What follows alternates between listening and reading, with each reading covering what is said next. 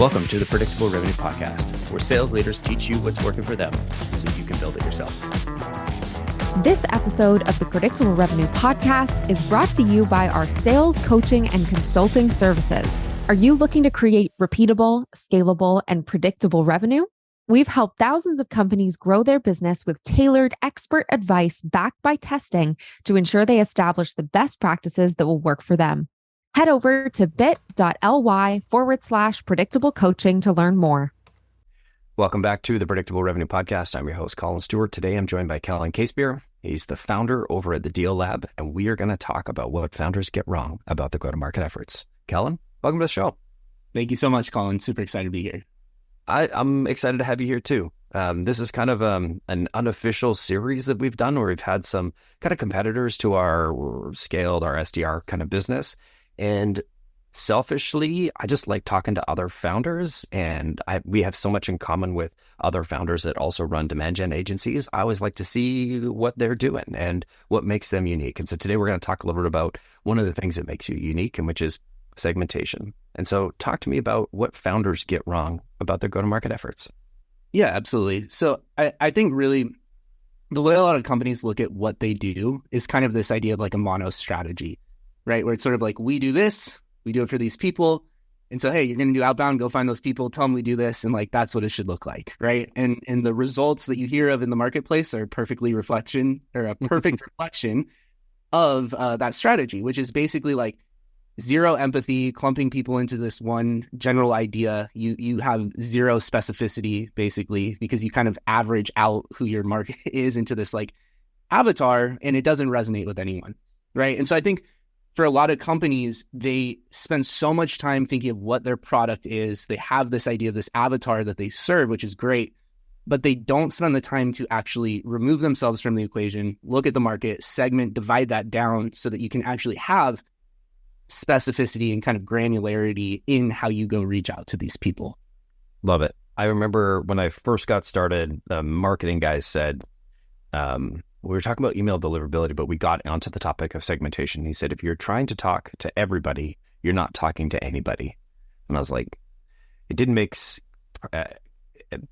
quite resonate at the time, but the more I went and did this, the more I realized I'm like, yeah, this person had been doing it for a while. They knew exactly what they were talking about. Yeah, it's funny. I mean, I think the more that I've described sort of like the way that we look at segmentation and the model behind that, the more I hear marketers be like, oh, wait, this is kind of like what we do. Or like, this is, and I think there's this convergence of like outbound sales development methodologies and like traditional marketing. You know, it ends up resembling not too dissimilar from like a paid ad audience, where it's like, hyper define this audience by behaviors, by demographics, firmographics, serve them messages. And on the back end of that, you're going to have some sort of idea what resonates and what doesn't. 100%. And to bring it one step closer, it also is there are a ton of parallels between sales, marketing, and the product customer development side of things. I've done quite a bit over there, and I've learned and borrowed and stolen so much from that camp and brought it into sales and marketing. But we're going to talk about you today. I want to talk about how do you segment, or how do you break out segments? Like, what is your process? Kind of walk me through. Let's say I hire you as to book some meetings for me. What is that process going to look like from a market perspective? Yeah. So the first thing I'm thinking of is speed to value. I say that I'm obsessed with it. And what that means is like, this should not, it's really easy to go so far into the theoretical that there is zero rubber meets the road, right? We don't want to live there. And so there's a little bit of this balance that we have to do between the more granular we are, the more specific, but the more time that we're spending not sending and not doing things, we may stray from reality. And so to me, day one is it's not a complete like TAM analysis, but basically just looking at like, what are the markets you serve, divide those markets into meaningful segments, right? So not just divide to divide, but like, do you say things differently if they have 100 million versus under 5 million? Probably, right? So it's like, what are these actual differentiators in what I might say to someone? Market level, segment level, then look at all the personas in those segments. Again, you could have, CMO with sales development background versus CMO without sales development background, probably going to say different things. Like downstream of that, I'm mapping out the different pains or angles or hypotheses that I kind of believe may exist as a function of those things that we segmented by. And basically what that produces is this big matrix where it's like market, segment, persona, angles. You may have like 100 of those. You know, you might think we only serve 3 markets, and then you get to the end of this, and like we have like 150 different nodes. Each one of those nodes I see as a perfectly great campaign to run, right? And so what I do is right away divide that, 80% well, 20% effort, 80% outcome, get something on the map that we can start running outbound against, and then just basically run the outbound, create a feedback loop out of that so that all of the outcomes I'm seeing loop back to that segmentation model. And as I do that, we start to identify like hotspots. Where does resonance live? What are areas that we think should resonate that are particularly underperforming? And basically just using what we actually see as outcomes to go back to the front end and refine that sort of model of segmentation. I love that. I think the most important piece that so many people miss when they do this kind of segmentation is the question: if you change this one variable, whether it's market, job title, job to be done, pain point that you're pressing on, if you change one of those things, are you going to say something different? 100%. That took us a while to figure out. You've been doing this for a short time, or short compared to the dinosaur on the other end of this mic. Like, good on you for figuring that out so quickly, because I think that is one of the most important pieces. People group just unrelated. They're having the same conversation with a bunch of people that are unrelated, and they're like, "Oh, well, I wonder why I'm getting terrible deliverability and I don't get any replies," and blah blah blah blah blah. So I think that's a huge piece.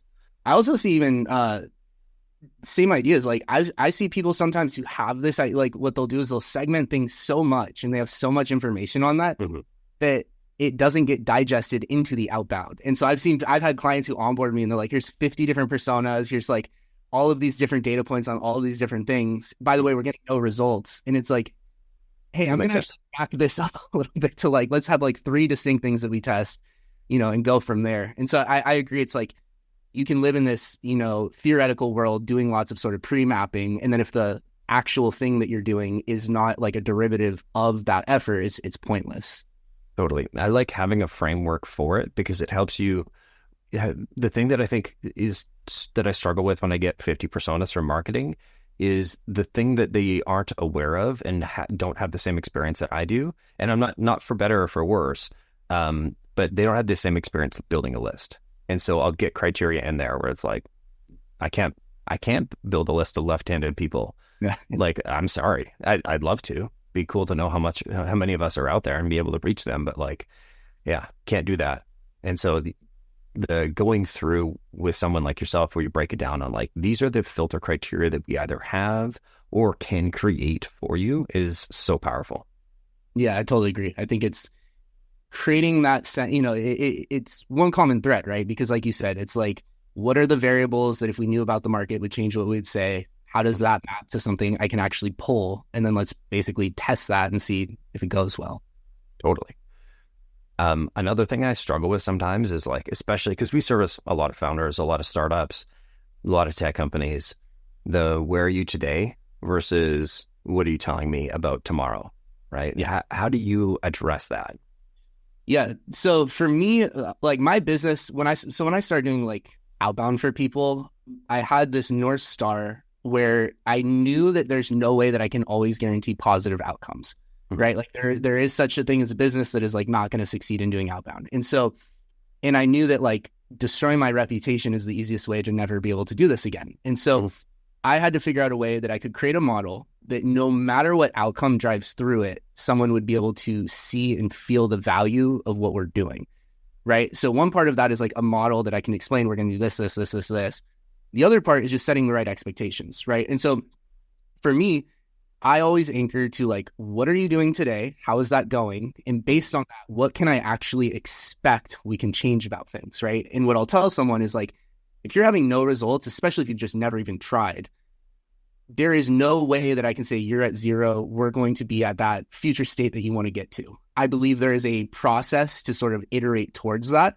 And we can start to gather in like intelligence to start to have maybe some level of forecasting and predictions.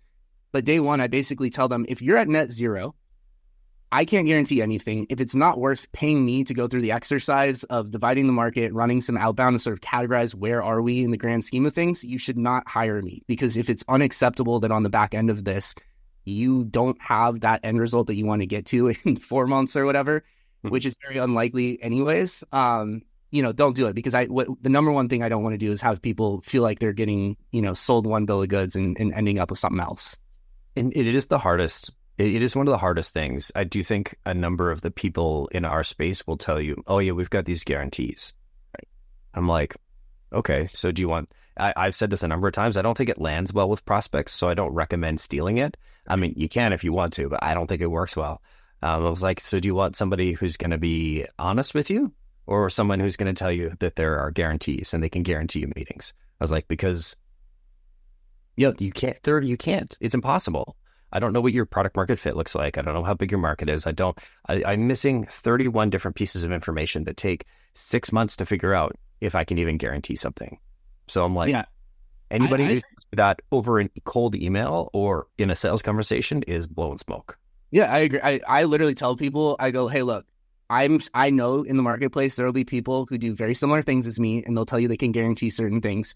What I'm telling you is there is no such thing. They cannot. They're just willing to bet their reputation on their ability to deliver against that. And a lot of people I know are willing to take those hits. That's not me. And so I just tell them, like, if you want to work with someone who will tell you what you want to hear, like, yeah, it's not going to be me. If you're hearing what I'm saying, and believe me that like the quality of the input is going to drive the output, and that there's just an inevitability that we're going to arrive at together, then maybe I might be a fit for you. And I actually agree that I don't know it's the most resonant thing, but for me, it's like, so I can sleep well at night. You know what I mean? Because I think it's like, I want someone to, hey, there is a dichotomy here. You want this? Go ahead.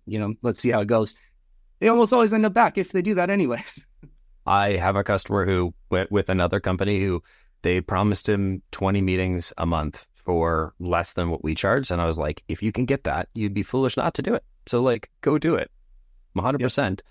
And they're like, are you sure? And I was like, well, if you like 20 meetings a month at $2,000 is the cheapest cost per meeting I've seen in a very long time. So if that's real, go see if it's real. And they went and spent $6,000 and found out it wasn't real.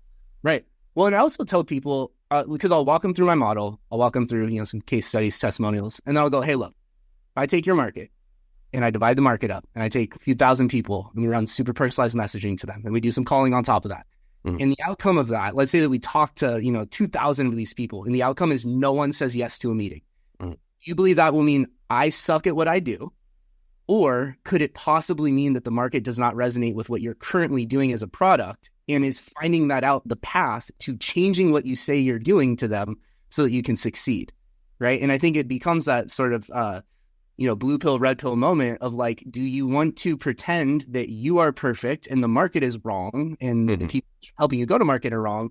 Or would you like to accept that like there is an opportunity here that if you're not getting results, it means people are seeing something, wanting something else. And if you take that signal happily, that you can actually build something a little bit proprietary probably. And there's a lot of people who just won't take that red pill. They don't want that. To them, it's like, and understandably, it's scary, it's hard, it's probably a little more expensive in the short term. Well, I think the hardest piece is, I think no founder wants to hear, oh, you don't have product market fit. Because product market fit is, to founders I talk to, is one word. You know what I mean? Like, oh, I have product market fit, I don't have product market fit. Like, that's the only thing. But when you break down, it's like, you have a product. How does it fit into this particular market? And it's literally like trying to pick up, those kids toys where you got like circle, square, star, those kinds of things. And you're like, does this fit? And it's not all that kind of obvious.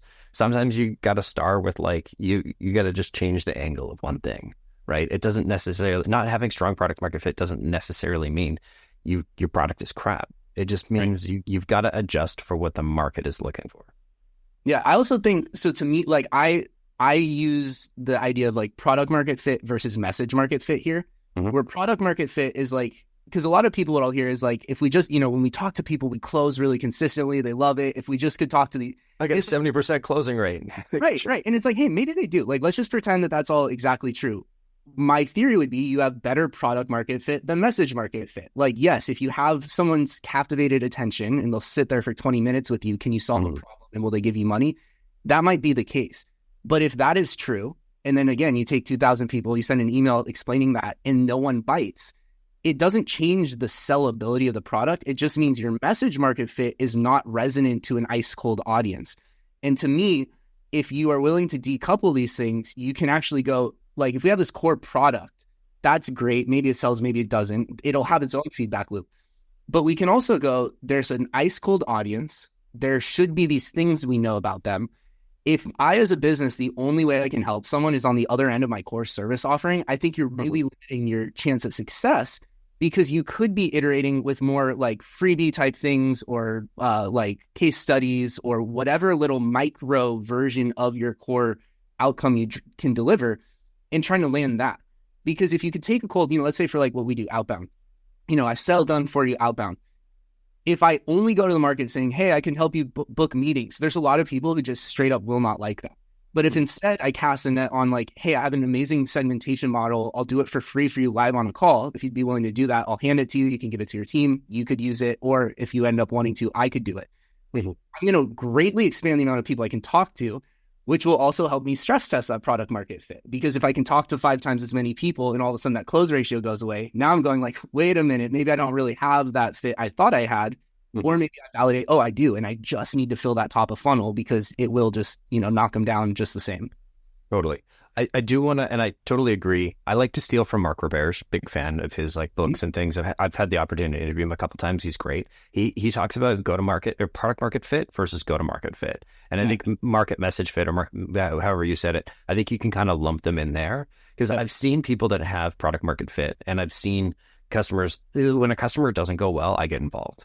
And like, because it really, really, really bothers me. It's like an unsolved problem. And like, I hate having a service where, so it's so risky whether a client is going to get extreme value or like no value. Like that just drives me crazy. And so when we have a client it's not working out, I'm the one that gets called. I get pulled into it. And like, I've seen examples of, it is not that common. So if you're listening and you're like, oh, this is what's happening with me. This happens some of the time, depending on who you're targeting. It's the like channel fit just isn't there. So the prime example is if you're trying to sell to engineers. I also have a counterexample where we used email to engineers and it worked swimmingly well, even though I told everybody it would never work, and they tried it and it worked. But I would say in general, if you're emailing engineers, it is extremely hard to get good results over cold email. Extremely hard. So the kind of, I'd say, market channel fit is really poor there. And so when you're thinking about, okay, I've got this campaign and these results, I'm running these sequences, I've got good email, I trust Kellen, I think they're doing a good job. And these are, the process is good, the execution is good, the targeting was good. So then like, was it the offer or was it the channel? Right. And like sometimes, most of the time it's the offer, and you can tweak the offer or the positioning of the offer. Sometimes it's the channel, especially if you're trying to email engineers. I'm curious your experience on this one too. Yeah, no, I totally agree. I mean, I think the way that I will often sort of position what we're doing on the front end of things is like, I do not tell everyone should do outbound sales. Outbound sales is an uphill, difficult battle for revenue. And so what it means, what I tell people is, if you don't need to try this, like that's definitely something you should consider. But for a lot of businesses, they have zero consistent revenue streams. And so it means they are dead in the water if they don't invest in trying to do something, or they have 1 or 2, but they want to de-risk them by, again, investing in R&D against another one.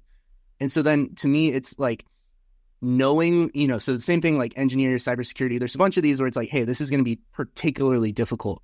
And it's why again, it goes back to, can't guarantee these outcomes. All we can do is do really quality inputs. We can, walk you through the journey we're going to go through, or we'll iterate against it. And on the other end of that, at the very least, you'll have conclusivity, right? So it's like, if you do decide, hey, we don't think that, we don't think cybersecurity, like CISO emails is great. But if this company is going to spend money to try to do that some way or another, it's like, okay, cool. Here's how we could do that, why it might make sense or whatever. Things like that.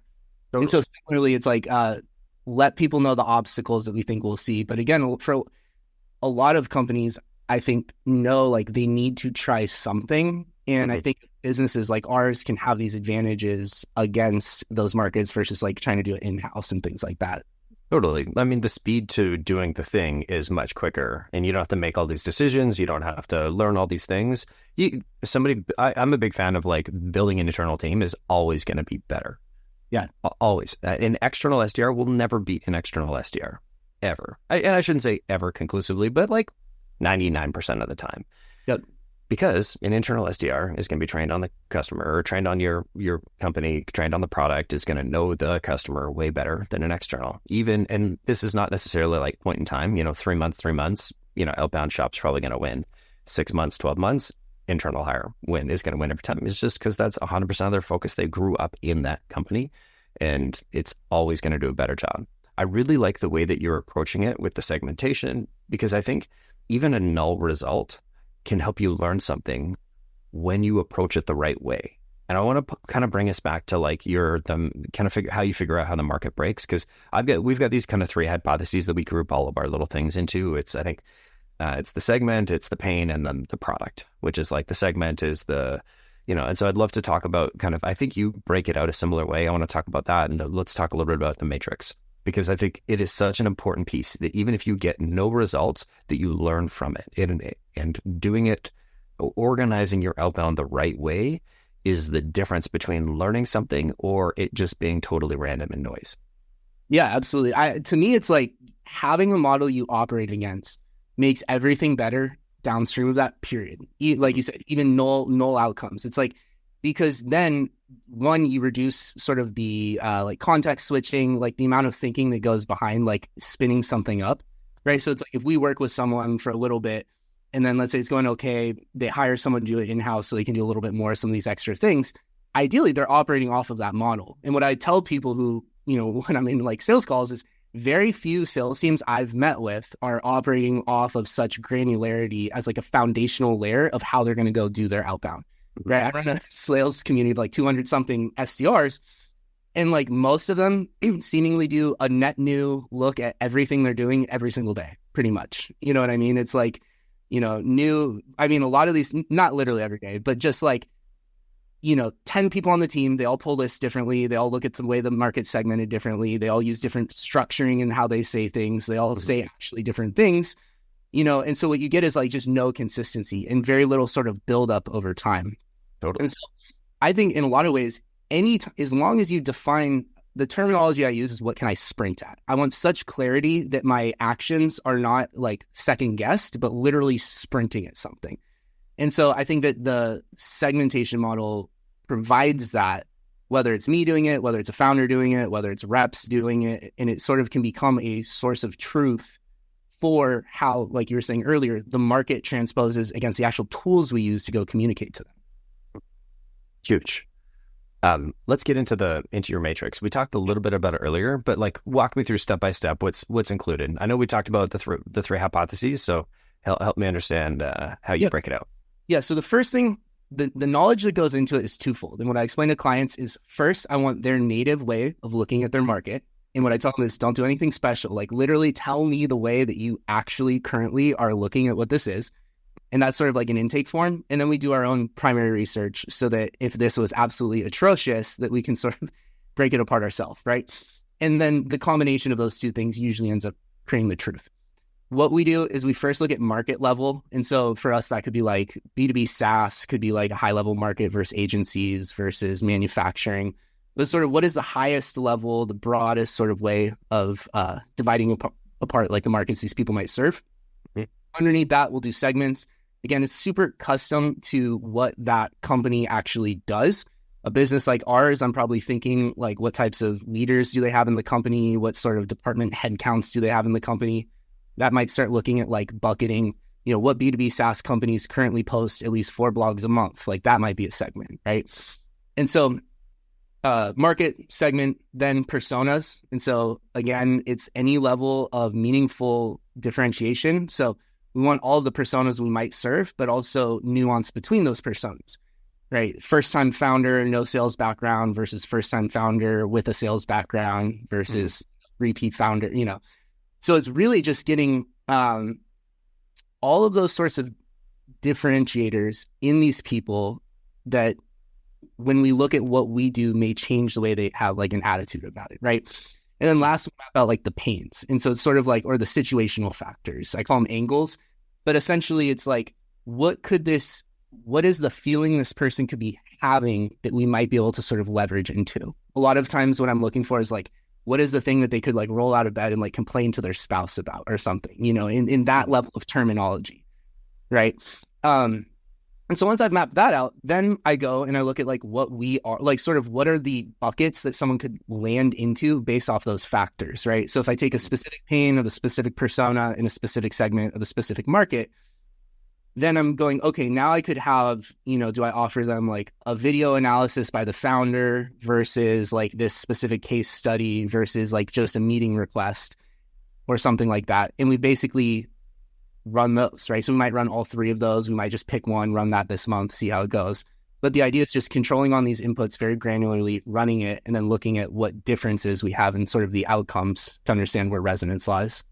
How do you keep track of all that? Because this sounds like a big sheet.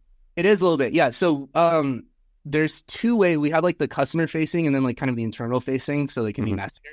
But essentially, it's like literally you could build it in like Excel is like top level market. Underneath that, like multiple segments in that market. Underneath that, the personas in the segments of the markets.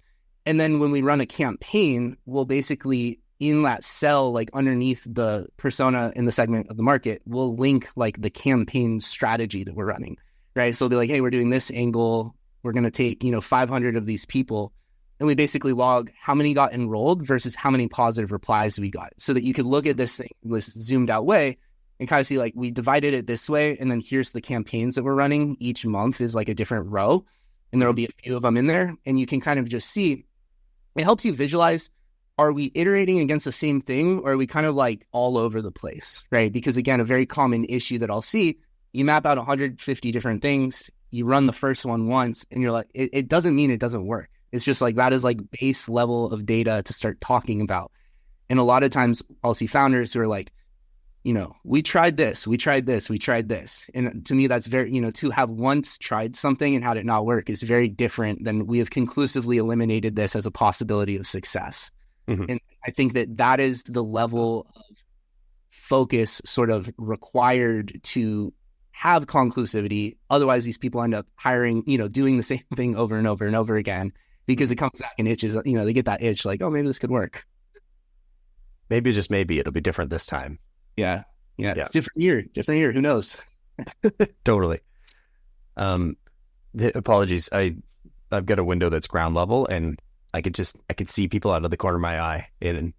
So it's looking like, what's going on here? Yeah. And so, okay, so that's kind of the matrix. That's how you keep track of it. Internal versus external. I wonder if we go a little bit more there. So there's how you track it internally, but there's also what you share externally.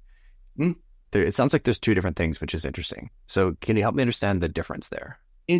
They're derived. It's the same thing. One of them is made so like a customer could like look at and visualize what we're doing. The other one is basically like as I have ideas, I can like transpose things back onto it, and it doesn't need to make sense to anyone else.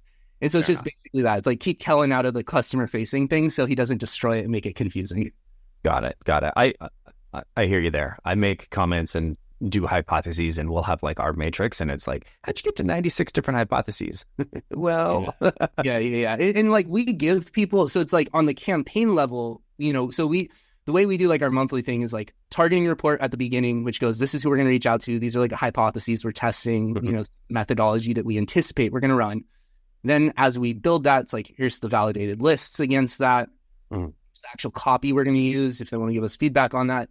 Then we run the campaign. And on the back end of that, we do an outcomes report that's basically like, here's the actual, all of the interactions. Here's the like, what sort of replies we got, all of that sort of stuff. And each step of that, we're giving them the notes of like, what are we seeing? How are we, how are we adapting this, right? So when we get that outcomes report, it might be like, this totally didn't work. We think it didn't work because of this. We're going to try this, or, things like that. So I think it's earlier on, I used to give clients some more, sort of just like, boom, here's all this stuff. What I've come to see is like, it's much more helpful to help them see the story of what's happening versus just like, here's a bunch of lab notes, like have at it. Totally. I'm curious. You mentioned monthly kind of testing cycle. I want to dig in on your iteration cycles here. So walk me through what an iteration cycle looks like from coming up with the ideas to crafting them to how long, what do you test, how many different, like what kind of volume are you testing? How long do you let it go for? Yeah, great questions. So if you signed up right now, we would spend the first month doing like intake, right? And so it's like setting up infrastructure, doing that sort of market analysis, all of that sort of stuff. So day 1 of month 2 is like things start to go out the door. Mm-hmm. So that's sort of the timeline to get going. 2 weeks into that, we basically 2 weeks before we start a campaign is when you will get the targeting report. And so it basically will say, hey, 2 weeks from now, we plan on launching this. Do you have any sort of like theoretical feedback on that? Usually what we're doing, like a base client is going to do like 3,000 validated targets up to, depending on sort of like what their TAM is. Mm-hmm. Scheduling 4 emails each, 2 clusters of 2. So it'll be like an email bump. Those will be split test different like campaign angles. Mm-hmm. And we do that once a month, right? We'll usually split test it like 5 or 6 ways. It's sort of like standard. I have a client that we do like 13 at that volume. I have clients that we do 2, right? Depending on also if we're the shape of the market and the offer. Yeah, exactly. Yeah. And so, but basically around there, let's say it's 3,000 contacts split 5 ways. So 5 campaigns of 600. We will launch those, day 1, month 2. And I go back and look at them 10 days later. Every single campaign, 10 days into running, I look at it. If something like really crazy is happening, my team will like alert me. But generally, we're trying to not be too hyper reactive, especially like earlier on as we don't even really know what we're going to be seeing. Mm-hmm. And so on that 10-day interval, I go and look at it. If it's like doing, it's like, it's like you'll see somewhere like, this is just not it. And if that's the case, like we will kill it. Then I will very quickly respin something up. Generally, we're going to be targeting the same sort of segments when we iterate against that inside of a month. But if there's a reason that I see like this is just atrocious, we'll spin up whole net new stuff as well. Mm-hmm. And so within the month, though, we'll pretty much be like, these are the 5 things we're going to test. We will most of the time, 85% of the time, we're letting those run for the whole month. But at that 10-day interval, when we go look at it, is when we start planning the next campaign, right? And so it's sort of like always running a campaign for a whole month, and then the half month to the half month is like actually building the next one so that they're always ready 2 weeks before they need to be launched. So we have like lots and lots of time for feedback and iterations and changes and all that sort of stuff. Interesting. And then is it all email? Are you using the phone as well? Yeah, so when we started, we were doing all email. We do both now. Most of our clients are doing like single channel.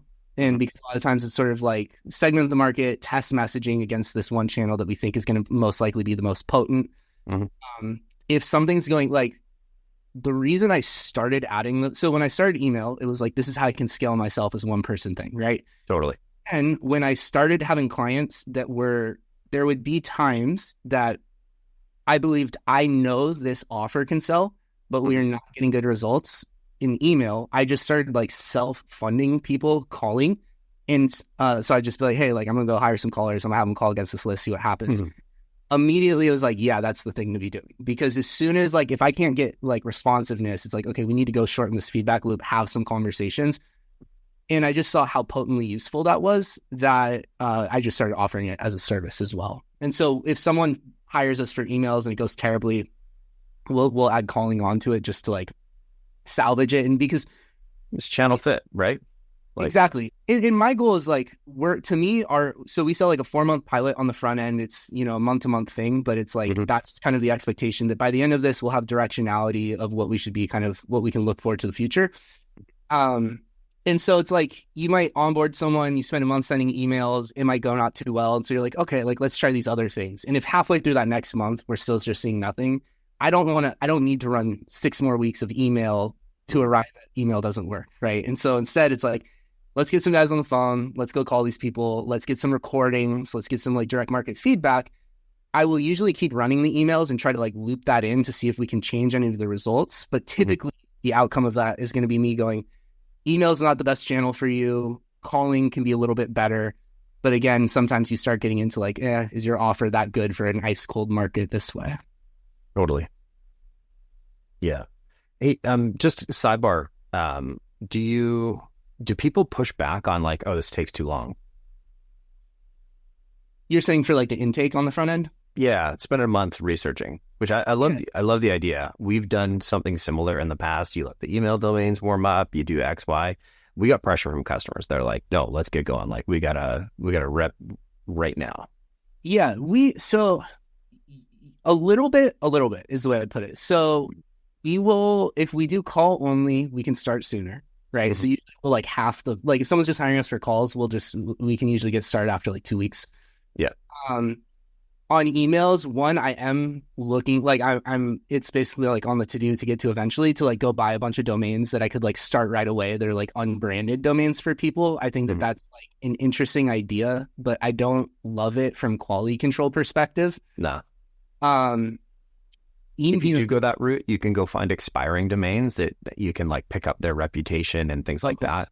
But it is like you got to buy a lot of domains to like potentially have one ready for a client, and then clients complain about it. And even though the deliverability is in theory better and you can get X and Y, it also might come with bad reputation, and it's impossible to know. So it is a bit of an awkward dance, but it is an idea to consider. We've tried it. It does do well if you can get like the perfect domain. So keep an eye on expiring domains. Nice. Yeah. And so I think the thing I just tell people is like my service is not really made to be like a quick win. Like it's, I care about speed to value. We're not leaving any results on the table, but the focus is like you're hiring me if you want to do outbound, you want to do the segmentation and sort of like do it the right way.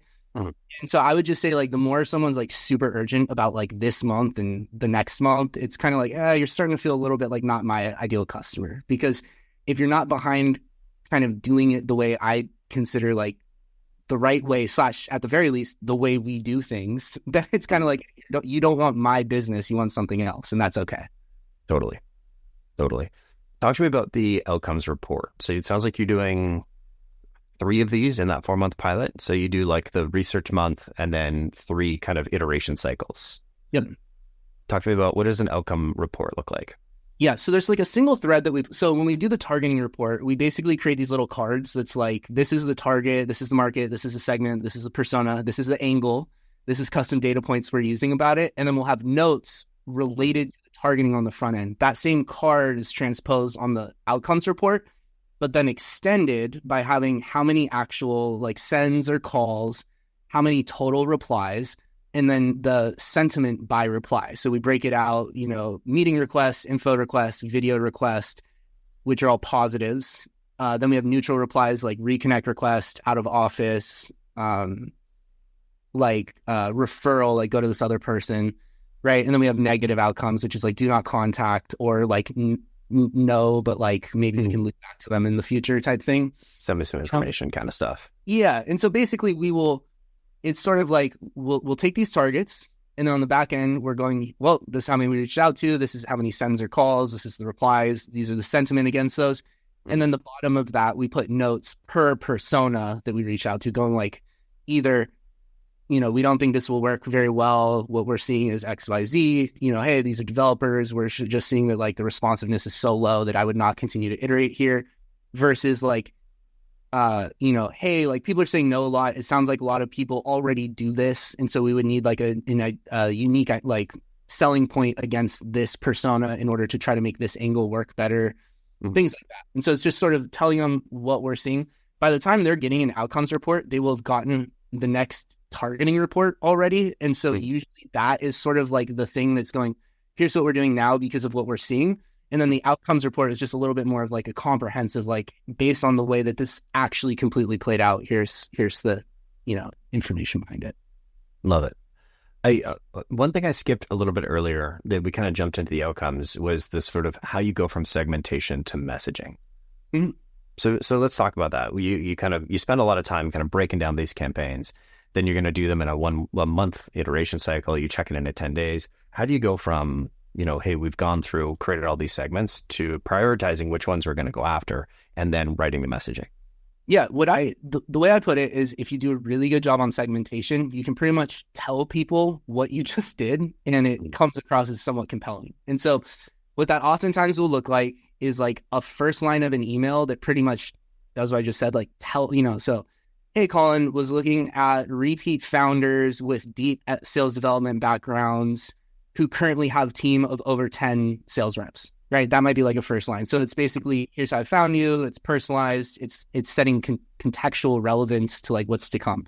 Mm-hmm. Next, I'll usually either float what I'll call like a single sentence case study which like the idea there being kind of like dangle something that is like an attractive outcome without so much specificity to the mechanism that it removes disagreeability while adding something desirable, right? So if I say, like if I send someone and say, can I send mass cold emails to book you 20 meetings a month? People would be way less responsive than like, can I book you 20 meetings a month? That's not my offer. That's the spammy offer we were talking about earlier. Mm-hmm. But the idea just being that sort of here's this potential outcome. And I might say like, we worked with another blank to drive, 20 meetings a month or 15 meetings a month, whatever. And then a CTA, and like the CTA is usually, that is where we're going to hit on like what our offer hypothesis may be. And so it could be like, here's how I found you. Here's this potential outcome that I believe you would like based on what I'm about to offer you. Mm-hmm. And then my CTA might be like,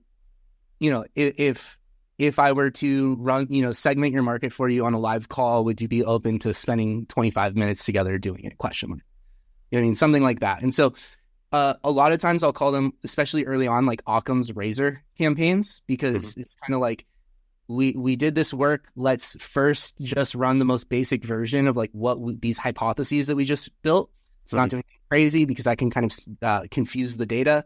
And then based on how that goes, we start to have these discussions, right? Because sometimes company has like 20 different personas that are like perfectly acceptable. Other times they have like 3. And if you have 3, you want to run a minimum like effective dose of something. And then we're going to need to kind of commit to like iterating against these. And so again, I just want to like lay down very clear foundations to iterate off into the future. I hear that. Love it. If it's not obvious already, I want to take a few minutes and talk a little bit about what you do for customers. So tell us about the Deal Lab. What do you do for customers? Yeah. So the context I'll leave you with on this is, prior to building this business, I was like an embedded consultant building outbound sales teams inside of companies, right? And so in that environment, people were paying us for consulting. They would buy a big tech stack, and then they would hire someone. And my job was to sort of like configure things, train this rep, and then train the founder on how to support this rep, right? The people who were doing that either were getting a founder out of sales or had some semblance of a sales motion, but were building an outbound. And the success of those projects 100% was predicated on pipeline. If this rep could come in and generate pipeline, like learning to close it, no problem. But if they came in and pipeline was really difficult, it took forever to ramp. We kind of didn't know what was going on. It was really hard to understand, like, is it the rep? Is it infrastructure? Is it messaging? Is it positioning? And it was an incredibly high stress environment for like clients because they're spending a ton of money each month to do this. And essentially we were constrained by like my or the consultant's time, because I'd have these sessions per week, one with the rep to train them, one to look at like results, and then one with the founder. So what would happen is we'd be idea rich. We always had a lot of ideas of things we could be doing. Our ability to actually apply them was really weak. It was slow. And a lot of times the rep wasn't doing that great of a job actually like implementing the concept, right? And so progress was slow. And I just realized essentially that, actually one other piece of information is, even with people doing that, a lot of these companies were paying lead gen agencies still. And so I'd see all of these people who were like paying a few $1,000s a month to have someone sending emails or something. And what I saw was like, they're not excited to spend a bunch on like consulting. They are excited to pay for like this done for you thing, even when they're not going that well.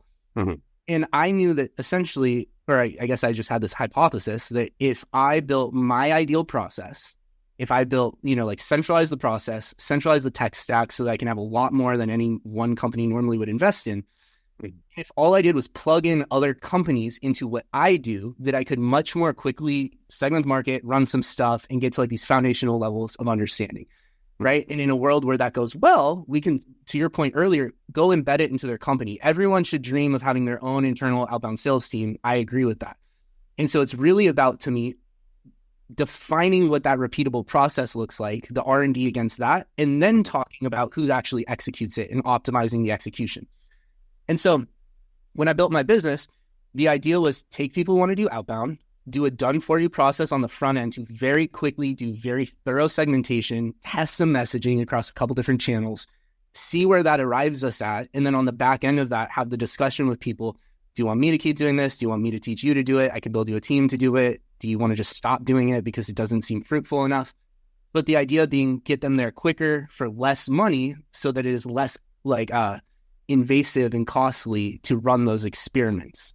And that's basically, so what we do is we work with companies who want to run outbound experiments. We help them segment their market really granularly. We run the outbound for them, soup to nuts, all the way to final mile, like booking the meetings.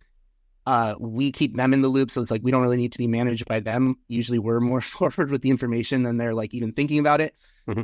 And we just, we work with people that way. And I'm really proud of sort of the relationship we keep with our clients. Again, my North Star was they need to be able to get 0 results and not hate me, because if I can do that, it means every client will be great. Mm-hmm. And that's what we see. I've had no people feel like they were duped. I've had no people feel like they were sold a bill of goods that we didn't deliver on. I think I'm the person that gets like the most upset when things aren't going as well as I'd like it to go. Yeah. But I come from an outbound sales background. In a lot of ways, it's like living the dream, and it's like sort of defining what I think reconciles what I felt as a rep, which was that I knew I could do really quality inputs, and sometimes the outcomes wouldn't be there. And now it's sort of like I get to cast light on why I think that's the case and help people approach things in a way that's a little bit more rooted in like logic and reasoning versus, just randomness. I hear you. Kellen, really enjoyed the conversation. Thank you so much for coming on the show. If people are looking to get in touch with you, what's the best way for them to reach out? Yeah, absolutely. I think my LinkedIn is the best. So Kellen Casebeer on LinkedIn. And then of course my website, thedeallab.com. But LinkedIn's definitely the place that if you want to hit me up and have a little conversation, always there. Perfect. If you're looking to do that, I threw a link to Kellen's LinkedIn in the show notes. Thanks, Kellen, for coming on the show. And thanks to everybody for listening. We'll see you all next week.